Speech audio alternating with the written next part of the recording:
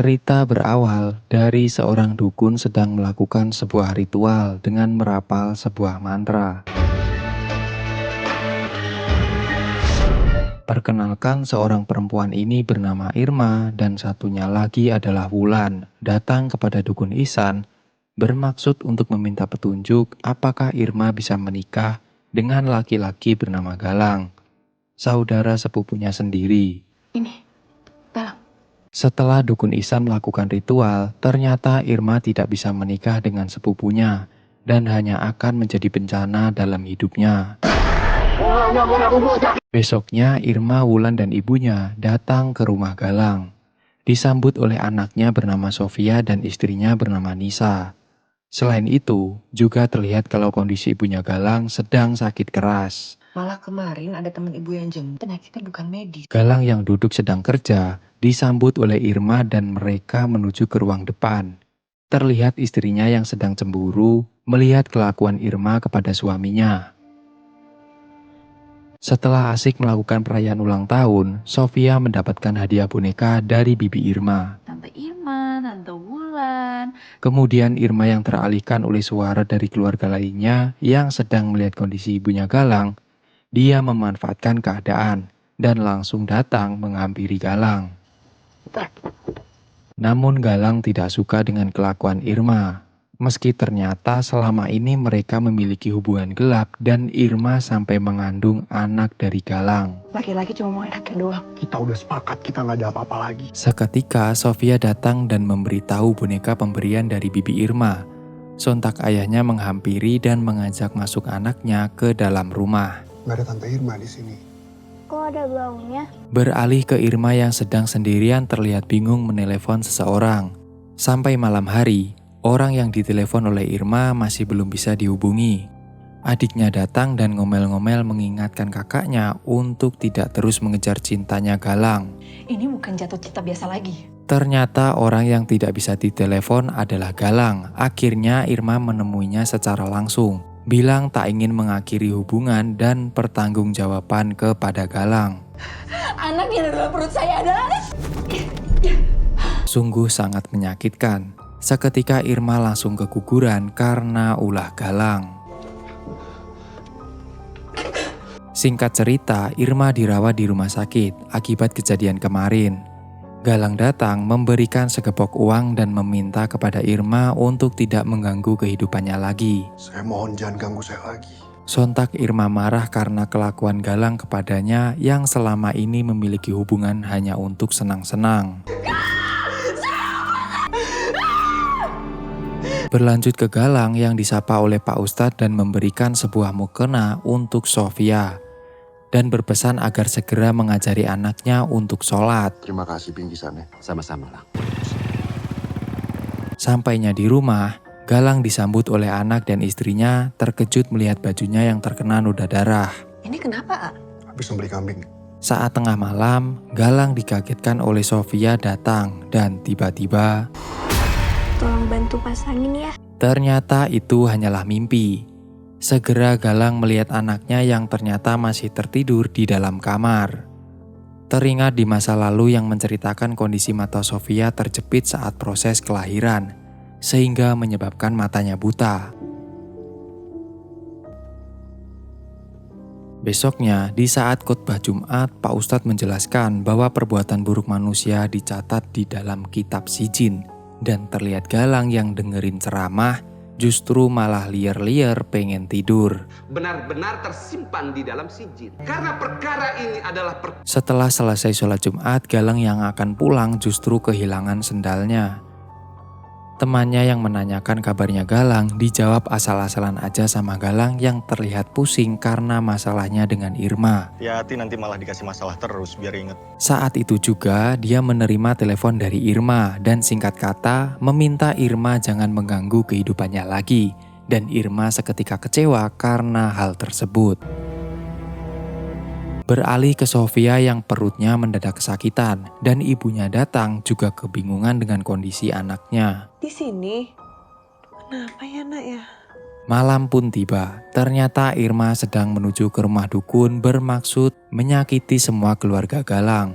dan berharap hanya Irma yang akan menjadi satu-satunya wanita dalam hidupnya Galang. Yang menjadi perempuan satu-satunya di hidup Galang. Dukun Ihsan menjelaskan bahwa ada jin bernama Anzar untuk melakukan tugas tersebut. Jin tersebut akan merasuki Nisa dan orang yang memiliki hubungan sedarah akan mati menjadi target santet. Gak ada cara lain. Kamu juga punya bayi yang mati dalam kandunganmu itu.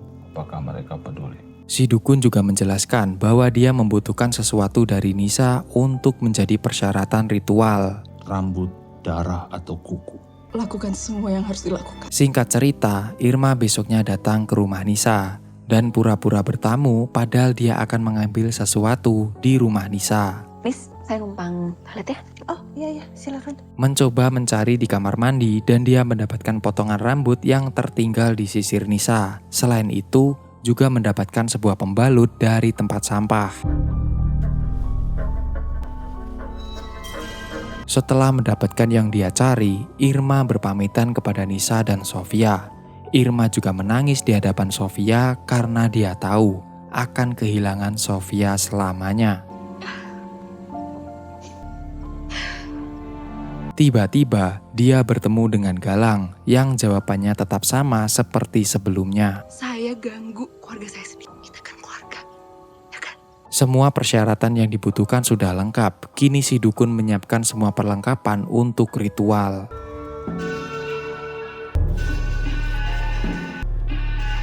Saat ritual dilakukan, tiba-tiba bumi berguncang menandakan tugas santet kepada Jin Anzar telah dikirim. Dukun Ihsan juga menjelaskan semua akan selesai dalam 5 malam, dimulai dari malam nanti. Bersama dengan kerabat darahnya. Dimulai dari malam ini. Malam pun tiba. Galang sedang tertidur dan Nisa yang sedang sholat malam, dia mulai terkena teror.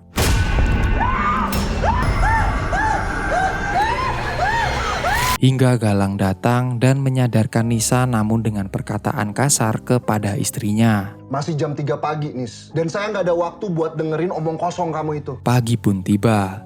Saat Nisa yang masih tenang enjoy aja di dalam kamar, tiba-tiba dia kerasukan menggunting rambut sebuah boneka dan memakannya. Tak hanya itu, dia juga menggunting rambutnya sendiri dan memakannya seperti orang kerasukan. Singkat cerita, malam kedua telah tiba. Galang yang masih baru saja pulang kerja justru dicurigai oleh istrinya. Sontak Galang langsung marah kepada Nisa. Saya kerja, Nis, kerja.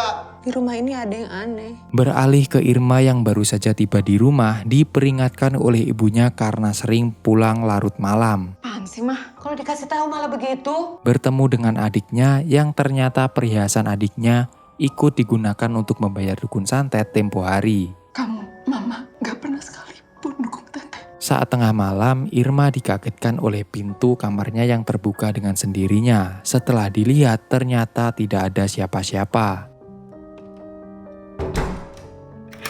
Saat dia enak-enak tidur, dia diteror kembali. Selimutnya bergerak sendiri dan seketika Irma terbangun. Setelah dilihat, tiba-tiba adiknya udah nongol aja di samping Irma dan tiba-tiba... Kenapa teh?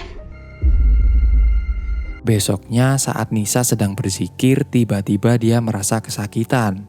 Dihampiri oleh anaknya dan seketika...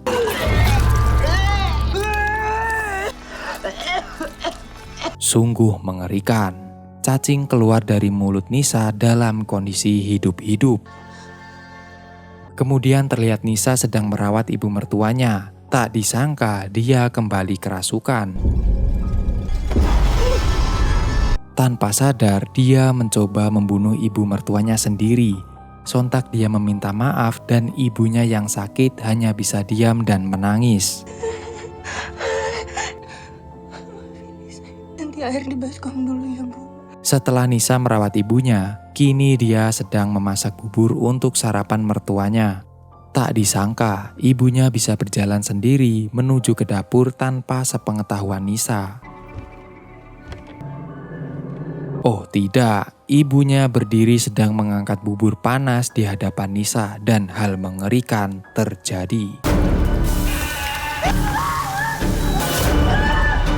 Malam harinya diadakan tahlil untuk ibunya yang dipastikan wafat karena kejadian tadi siang. Kasus selama bertahun-tahun, Bu. Kemudian diadakanlah sholat jenazah bersama. Dan tiba-tiba Irma mendapatkan teror kembali. Allahu Akbar. Tak sampai di situ, Nisa mendadak kesurupan dan mengobrak-abrik keranda ibu mertuanya sendiri, hingga Pak Ustadz harus turun tangan menyadarkan Nisa.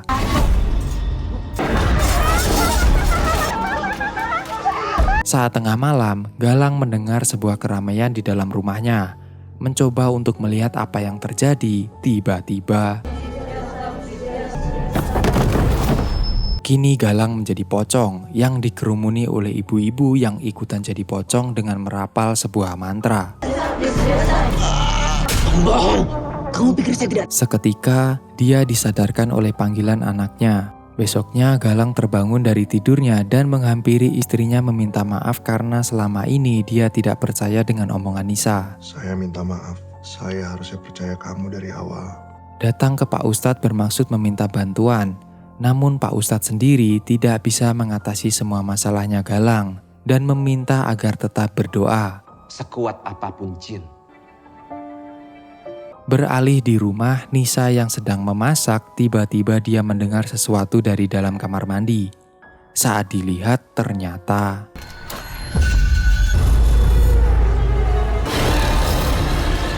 Galang yang baru saja tiba, dia mendengar teriakan Nisa.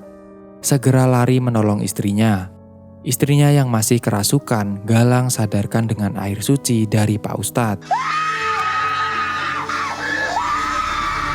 Seketika Galang meminta maaf dan mengantar istrinya istirahat di dalam kamar. Namun siapa sangka, air suci tak menghilangkan sosok iblis yang merasuki Nisa. Dan tiba-tiba malam keempat telah tiba. Beralih di rumah Irma, ibunya mengalami kerasukan dan mengobrak-abrik semua perabotan yang ada di dalam rumah.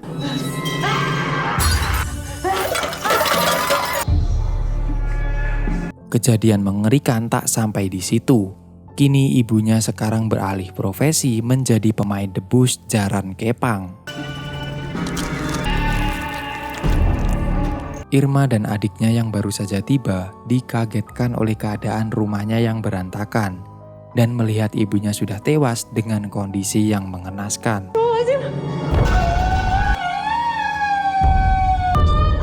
Besoknya Irma dan adiknya dilanda kesedihan atas kematian ibunya.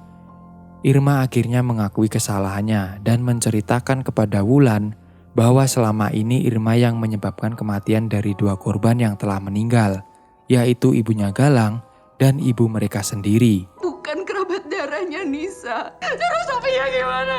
Tega, kejam. Beralih ke Nisa dan anaknya yang sedang duduk santai, tiba-tiba Nisa kerasukan seperti orang gila. Tak disangka-sangka, dia mau bunuh diri dengan mengikat lehernya ke atap rumah. Untungnya Galang datang dan istrinya masih bisa terselamatkan.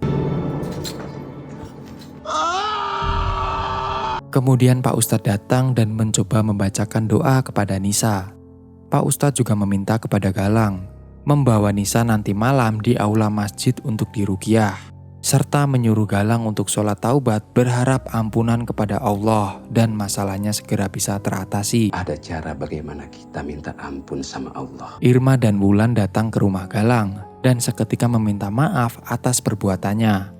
Galang yang sangat terkejut karena semua ini adalah ulah Irma. Namun Irma juga membela dirinya karena Galang juga yang telah menghancurkan hidupnya hingga Irma nekat melakukan semua ini. Yang memainkan hati saya. Saya cuma ingin lindungin keluarga saya. Malam kelima telah tiba. Irma memutuskan untuk pergi ke dukun lagi dan menghentikan semua santet yang terjadi. Namun siapa sangka, tiba-tiba adiknya berubah menjadi sosok iblis dan menyerang Irma.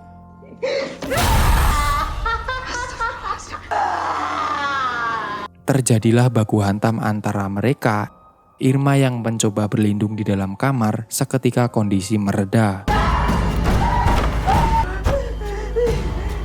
Irma mencoba melihat adiknya yang entah di mana. Dan saat melihat ke jendela, tiba-tiba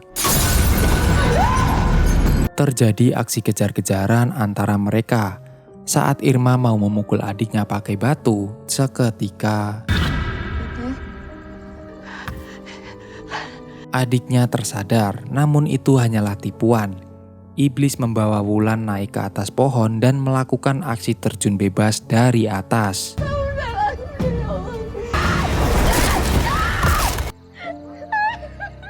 Beralih di dalam aula, Pak Ustadz dan beberapa orang lainnya mempersiapkan ruqyah untuk Nisa.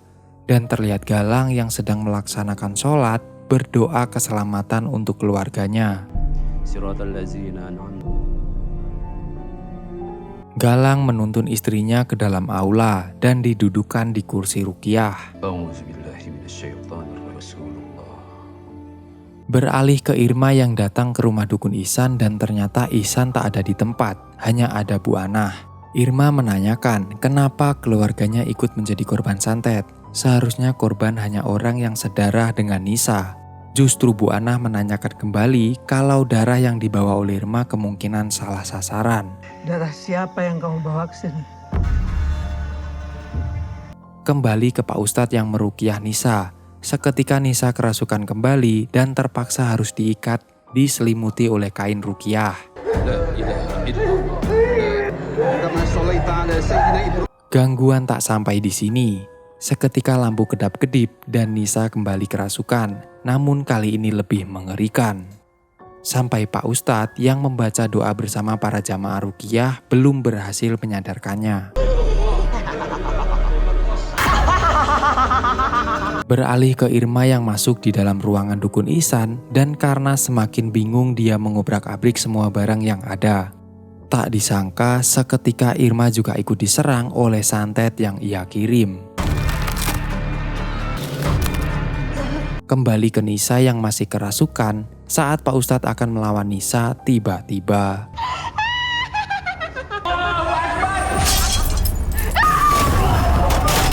di dalam ruangan dukun Ihsan, Irma terpaksa harus mati dalam kondisi yang mengenaskan, terkena santetnya sendiri. Balik lagi ke Nisa yang masih kerasukan dan mencekik Galang. Dari belakang, Pak Ustadz diam-diam menyerang Nisa dan tiba-tiba Pak Ustadz menjelaskan, karena Nisa terluka oleh pukulan dari Pak Ustadz, mengartikan jin bukan ada di badan Nisa, melainkan masih ada di tubuh orang lain. Saya bangun, Nis. Saya gak bisa kalau gak ada kamu, Nis. Tiba-tiba Sofia datang dengan kondisi kerasukan. Ternyata selama ini iblis bersemayam di tubuh Sofia dan mengendalikan semua rangkaian kematian yang terjadi. Diceritakan ternyata Sofia yang sedang sakit perut di awal cerita itu adalah hari pertama dia menstruasi. Dan tanpa disadari, Irma mengambil darah haid Sofia di awal cerita. Karena itulah, semua yang sedarah dengan Sofia akan mati, termasuk bibinya sendiri, alias Irma. Maafin ayah ya. Kemudian Sofia menyerang ayahnya. Dan seketika Pak Ustadz membaca doa-doa dan melemparkan tasbihnya mengenai Sofia.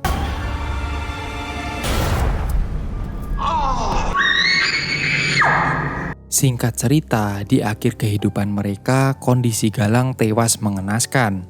Dan Nisa yang masih dirawat di rumah sakit, terlihat Sofia masih dalam kondisi kerasukan.